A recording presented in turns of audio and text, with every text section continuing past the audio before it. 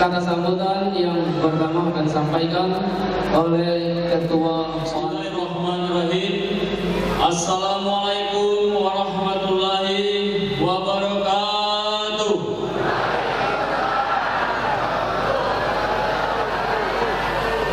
Alhamdulillah, terima kasih Bapak yang kami hormati. Seperti mimpi biasa kita lihat di TV, sekarang ada di hadapan kita. Selamat datang kami ucapkan kepada Al-Ustaz Fikri Haikal, Camat Kecamatan Putri Hijau.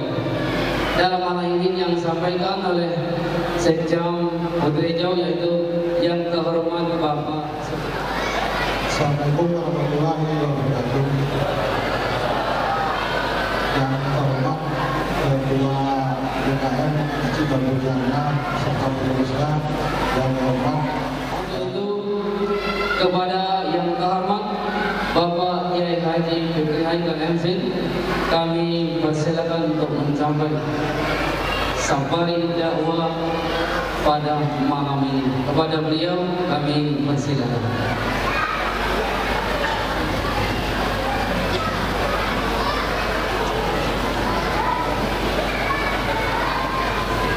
Assalamualaikum warahmatullahi wabarakatuh.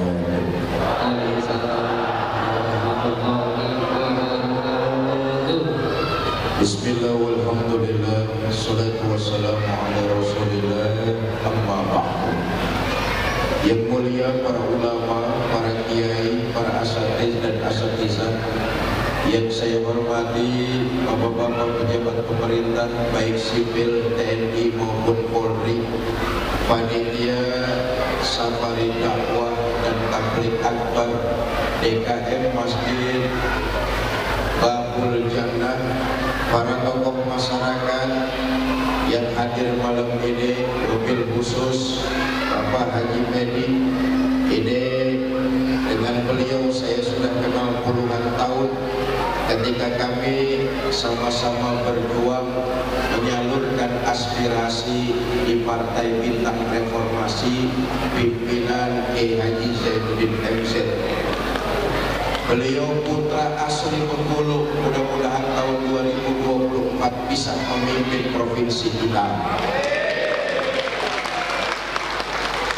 Bapak Ibu, saudara-saudara kaum muslimin yang saya cintai, dalam 1 tahun ada 4 bulan yang dimuliakan dalam agama Islam. 3 bulan beriringan, 1 bulan terpisah, disebut Asharul Hurum, bulan-bulan yang dimuliakan. 3 beriringan, 1 terpisah. Bu,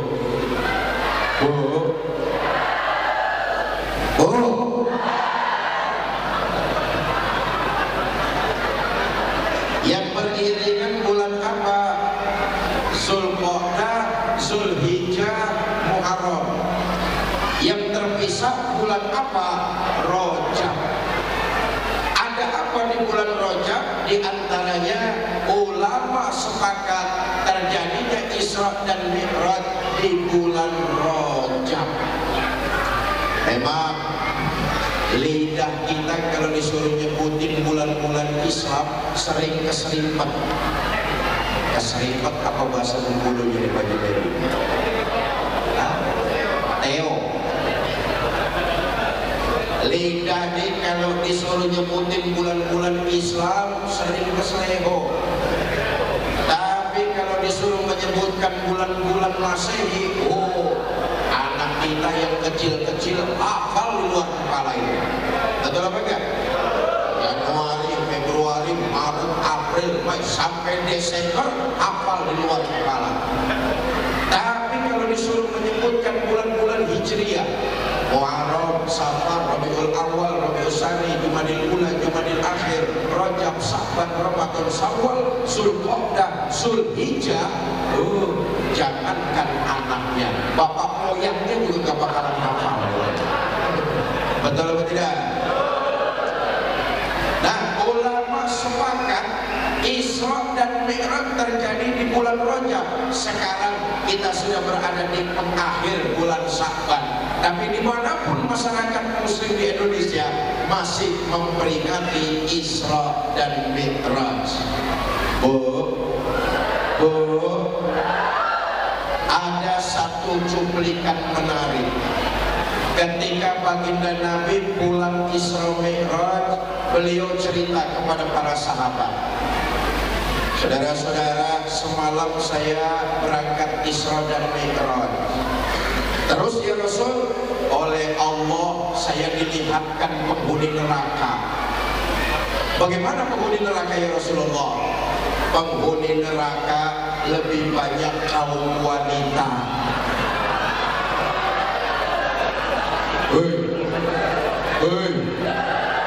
Neraka.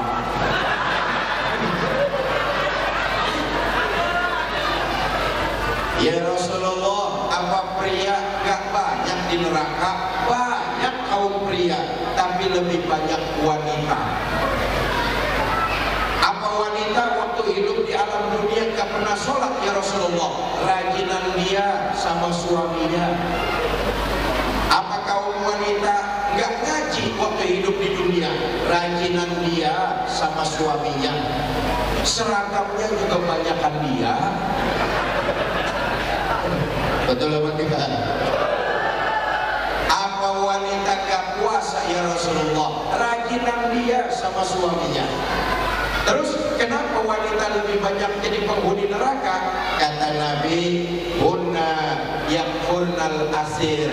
Kaum wanita umumnya kurang pandai mensyukuri nikmat Allah dan berat lidah mengucapkan terima kasih kepada suaminya.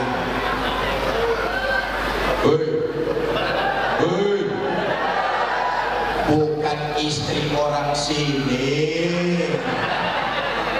bukan istri orang sini, istri orang kampung sebelah. Istri orang kampung sebelah kurang bersyukur atas nikmat dan gak pandai mengucapkan terima kasih pada suaminya. Tuh orang kampung sebelah. Saya tanya, katanya pindahan dari kampung sini orangnya.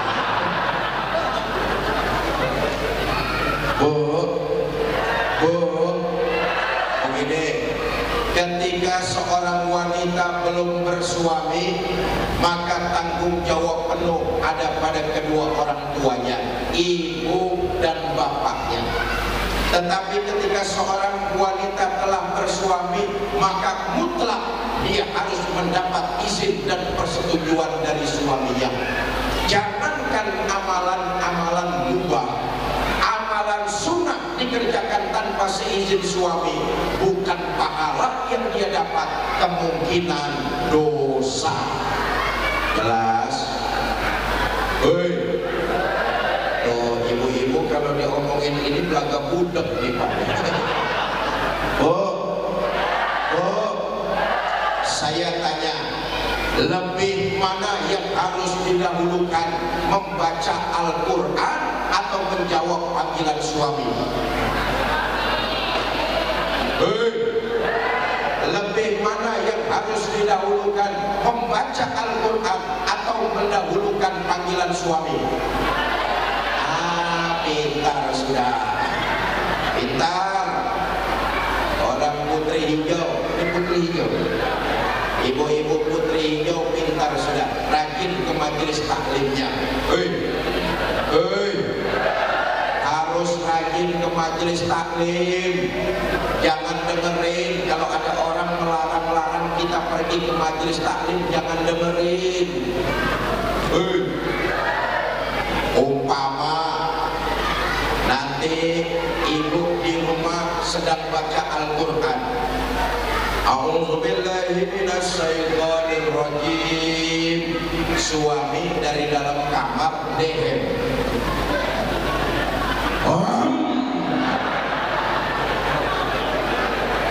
Ibu tahu maksud deheman suami, tutup Al-Qurannya. Shadaqallahul azim.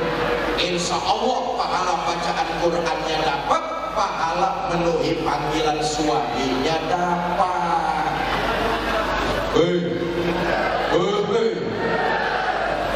Kurang bersyukur atas karunia yang Allah berikan dan tidak pandai berterima kasih kepada suaminya.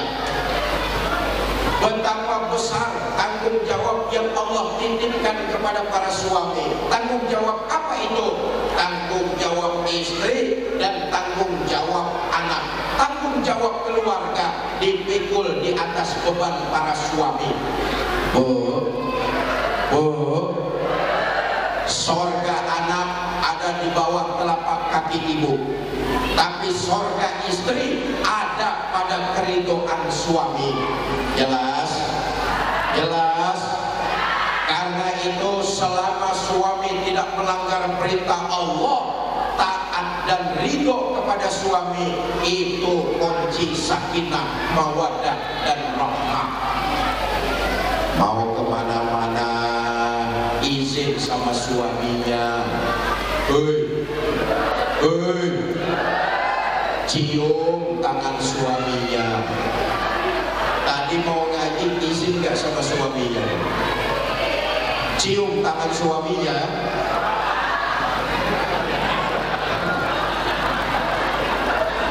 Boro-boro cium tangan, yang ada kadang-kadang campur merintah. Mas, saya mau arisan, itu jemuran kalau hujan angkatin.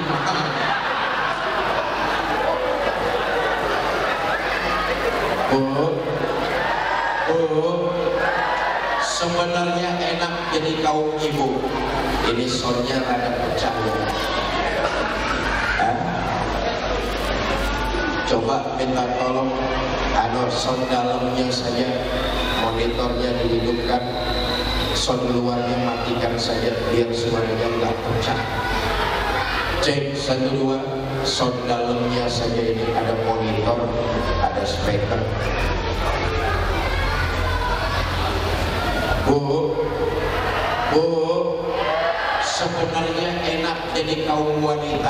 Apa sebab? Satu-satunya makhluk yang sudah mendapat jaminan masuk surga dari baginda Nabi, kaum ibu. Ibu dijamin masuk surga. Ibu dijamin masuk surga. Pak,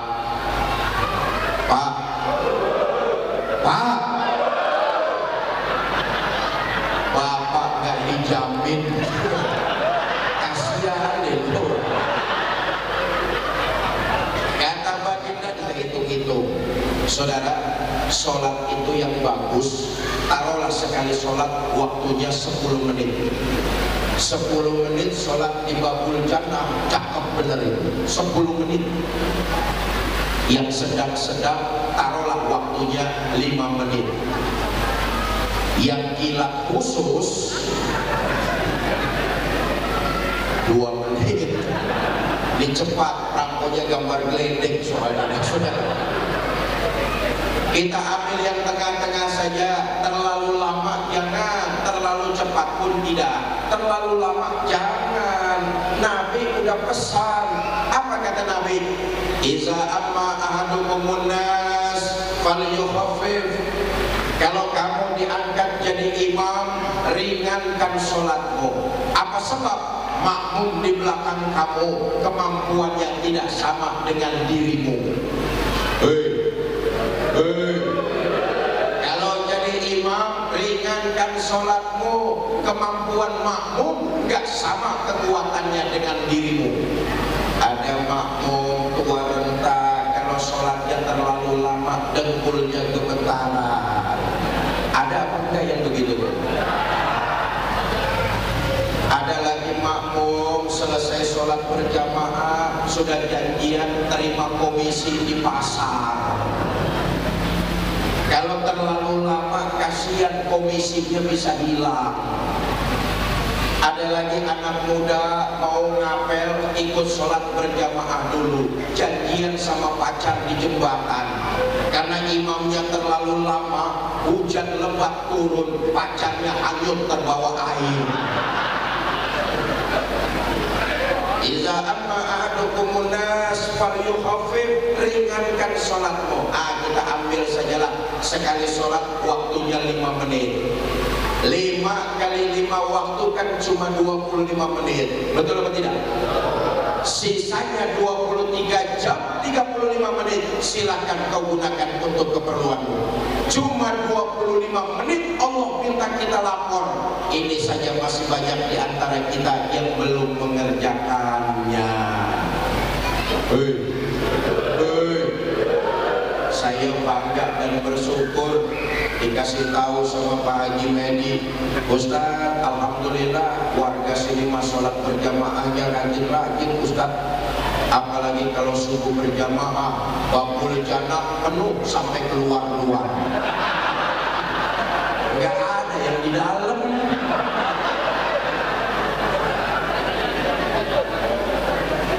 Ya, makmurkan masjid kita ini dengan yang wajib sajalah dulu sholat berjamaah. Pak, saya baru bisanya sholat zuhur berjamaah. Nggak apa-apa, yang baru bisa zuhur saja makmurkan masjid kita dengan zuhur berjamaah. Pak, saya baru bisa asar berjamaah, Pak. Nggak apa-apa, makmurin bakul jannah dengan sholat asar berjamaah. Saya karena kesibukan dagang, berkebun, kantor, baru bisa maghrib dan isya aja Pak. Nggak apa-apa, makmurkan masjid kita dengan sholat berjamaah. Tapi yang perlu saya ingatkan, selain memakmurkan masjid kita, jaga juga kenyamanannya. Kita sering teledor, semangat memakmurkan, tapi nggak pandai menjaga kenyamanan. Padahal kita tahu kalau masjid nyaman, itu akan menambah kekhusyuan ibadah sholat. Maka kita harus jaga kenyamanan masjid kita. Maaf deh, kita sering menyerahkan semua urusan masjid kepada boring, merbot. Bahasa Bengkulunya merbot apa ini? Marbot, sama ya. Kita sering menyerahkan urusan masjid kepada marbot. Padahal masjid ini urusan kita bersama. Kita mau terima beres, kita serahin semua-muanya kepada marbot. Marbot cuma satu orang, disuruh ngurusin masjid, teler Pak. Suruh nyapu marbot, suruh gelar tikar marbot, suruh bersihin toilet marbot, suruh nyalain lampu dan matiin lampu marbot, suruh mukul beduk marbot, yang azan marbot, yang qomat marbot. Marbot kayak begini, insya Allah 3 bulan sakit kuning. Loh, kenyamanan masjid ini kita jamaah yang harus ikut menjaganya. Kita tahu kok kalau masjid nyaman, kekhusyuan ibadah sholat akan makin terasa. Maaflah, kita ini kurang pandai menjaga kenyamanan masjid. Apa buktinya? Saudara, masjid kalau sudah jauh dari rasa nyaman, apaan saja yang geletak hilang. Betul atau tidak? Kipas angin hilang, jam dinding hilang, speaker hilang, kotak amal hilang. Kenapa? Kita jamaah sering teledor, nggak mau menjaga kenyamanan masjid. Coba lihat di gereja itu nyaman luar biasa. Apa buktinya? Saya sampai malam ini belum pernah mendengar di gereja ada piano hilang.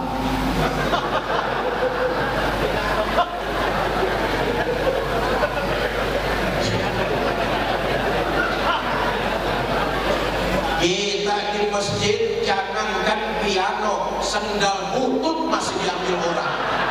Betul apa tidak itu? Konon katanya di masjid itu yang gak bakalan hilang cuma dua. Pertama, beduk. Di beduk gak bakalan hilang. Walaupun malam takbiran dibawa putar kampung sama anak-anak kecil, mau subuh beduk sudah balik lagi ke tempat. Yang kedua yang gak bakalan hilang katanya keranda jenazah.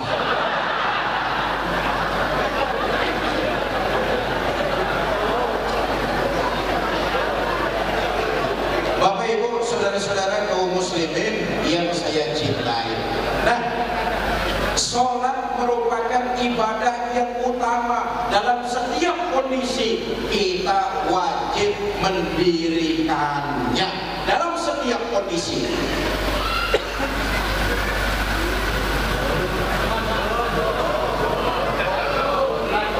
Ini pidato di sini sampai jam berapa? 12. Ikut patungan 5.000 nawar sampai jam 12.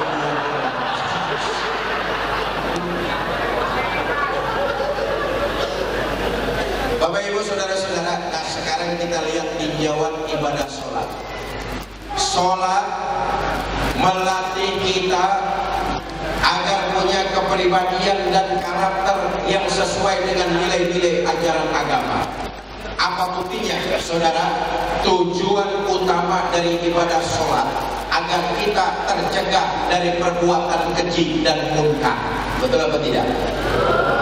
Imam Ghazali mengatakan setiap diri kita manusia ada sifat yang disebut sifat bahimiyah. Apa sifat bahimiyah? Perbuatan binatang buas, perilakunya keji, itulah perbuatan binatang. Tapi kita manusia rupa-rupanya lebih daripada binatang. Lihatlah sepuas-puasnya harimau, dia tidak akan sanggup membunuh anaknya sendiri.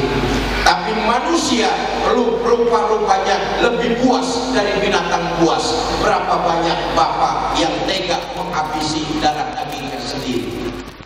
Berapa banyak seorang ibu yang mencekik bayinya sendiri? Apa yang tidak sanggup dilakukan binatang, sanggup manusia lakukan. Itu sebabnya Imam Ghazali mengatakan setiap kita ada sifat bahimiyah, perilaku perbuatan binatang buas. Maka dengan sholat diharapkan perbuatan keji tidak muncul dalam diri kita.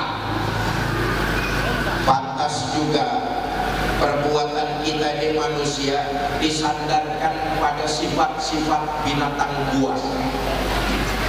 Sampai ada riwayat, saudara, di akhirat nanti ada orang dibangkitkan badannya manusia tapi mukanya muka macan. Nauzubillah. Kenapa? Karena waktu hidup di Bengkulu perilakunya mirip perilaku binatang macan. Apa perilaku macan? Mau menang sendiri, egois, gak mau ngalah, gak mau dengerin omongan orang. Itu perilaku macan. Manusia banyak gak yang seperti itu? Hei, macan. Lihat saja, dimanapun ada hutan pasti rajanya macan. Betul atau tidak? Walaupun hutan belum pernah mengadakan pilkada, tapi macan tidak mau tahu tahu ada pilkada apa tidak, pokoknya saya raja. Setelah macan naik jadi raja, bukan melindungi rakyatnya, ini malah makanin rakyatnya sendiri.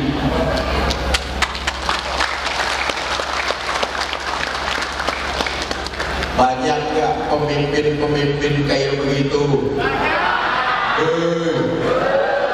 Macan. Nauzubillah min. Ada lagi orang dibangkitkan badannya manusia tapi mukanya muka monyet. Nauzubillah. Subhanallah. Bu, ibu tahu monyet? Ya tahunya jangan melontokin saya lah. Kenapa? Karena waktu hidup di Bengkulu perilakunya mirip binatang monyet. Apa perilaku monyet? Tamak, rakus, serakah. Itu perilaku monyet. Cobalah kapan-kapan ke kebun binatang, berhenti sebentar di depan kandang monyet, perhatikan perilakunya. Tamak, rakus, serakah. Allah bersama dengan kita. Sholat yang kita dirikan hanya terjebak ritualnya saja. Makanya jangan heran kalau ada orang sholatnya rajin, maksiatnya tekun.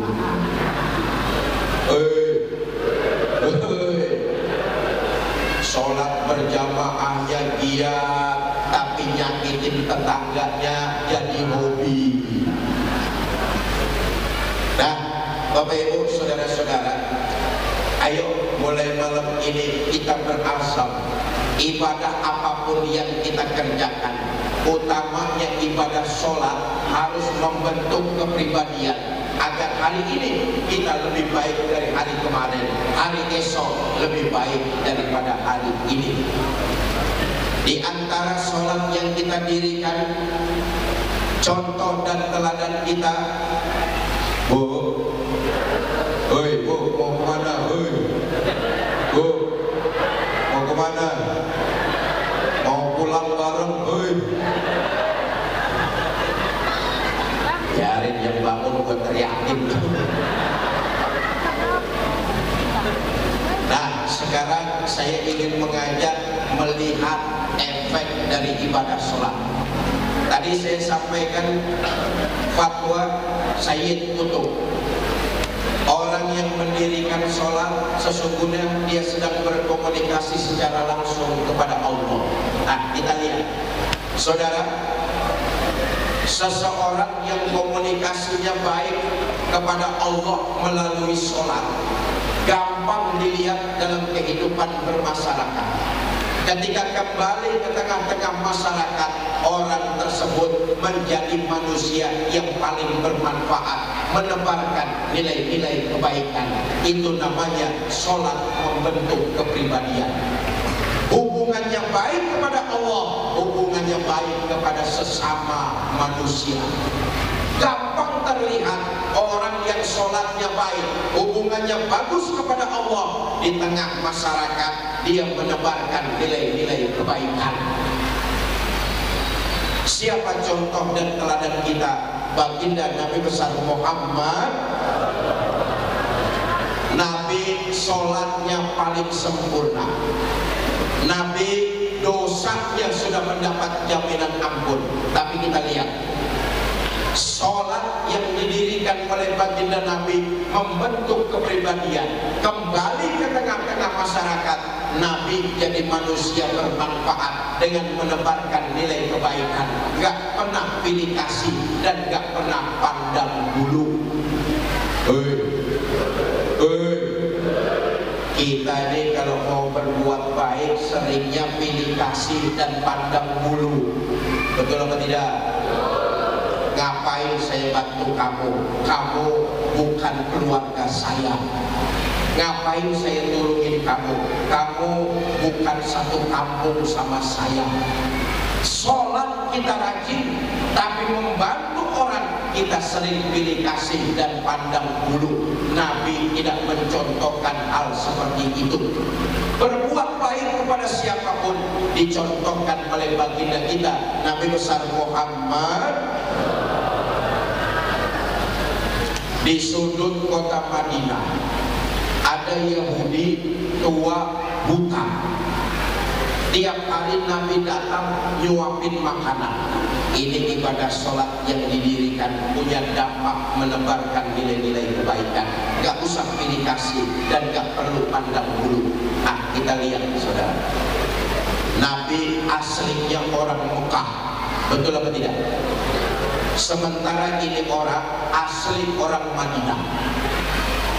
Nabi pemimpinnya orang-orang beriman, sementara ini orang Yahudi kelotokan. Tiap hari Nabi datang nyuapin makanan, sedang enak-enaknya disuapin oleh Nabi. Yahudi karena dia buta hanya mengandalkan pendengaran, dia dengar di depannya ada orang lewat, berdiri pidato. Mas, yang barusan lewat di depan saya, hati-hati kalau ketemu Muhammad, jangan dipercaya omongannya. Muhammad tukang bohong. Padahal yang lagi nyuapin dia junjungan kita baginda Nabi besar Muhammad. Lihat, berhenti Nabi nyuapin, enggak. Merah wajah Nabi, enggak. Nabi terus berbuat baik dengan nyuapin orang tersebut penuh kelembutan, cinta dan kasih sayang. Ini yang dicontohkan baginda Nabi, berbuat baik, gak perlu pilih kasih dan pandang bulu. Besok Nabi datang lagi, nyuapin lagi, sedang enak-enaknya disuapin sama baginda Nabi. Yahudi dengar di depannya ada orang lewat, berdiri pidato lagi. Mas, yang barusan lewat di depan saya, hati-hati kalau ketemu Muhammad, jangan dipercaya omongannya. Muhammad tukang sihir. Nabi terus nyuapin dengan penuh rasa cinta dan kasih sayang. Kira-kira saya tanya deh, orang Putri Hijau masih mau nyuapin nggak kalau yang kita suapin caci maki kita? Suapin aja terus, tapi makanannya campurin racun sedikit. Berbuat baik gak perlu pilih kasih dan pandang bulu. Apa sebab? Perbuatan baik yang dilakukan seorang muslim, landasannya mencari keridhaan Allah, dicatat sebagai sebuah ibadah dan dilipat gandakan pahalanya. Saudara, ketahuilah, kalau kita berbuat baik kepada orang lain, hakikatnya kita sedang berbuat baik buat diri kita sendiri. Begitu sebaliknya, kalau kita berbuat jahat kepada orang lain, hakikatnya kita sedang berbuat jahat kepada diri kita sendiri. Umpama nanti selesai acara, Pak Haji Medi memberikan saya amplop 20 juta.